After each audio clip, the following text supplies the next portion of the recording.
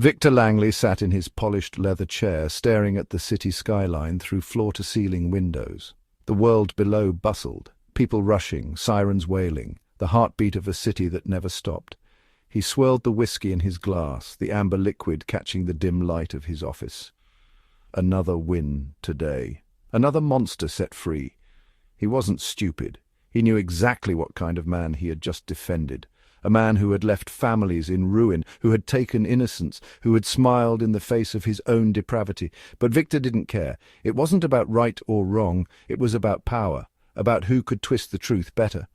Across town, a mother sat in her small, dimly lit apartment.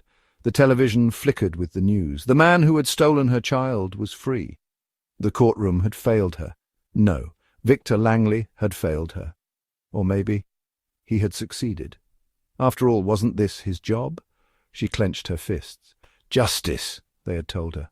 What a joke. Victor had stood in that courtroom, looking her dead in the eyes, knowing exactly what he was doing.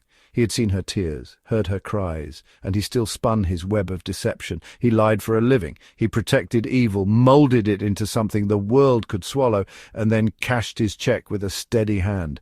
How do they live with themselves? The truth? They don't care. The courtroom wasn't about justice. It was about who had the best story, who could talk circles around the truth, who had the money to buy the better liar.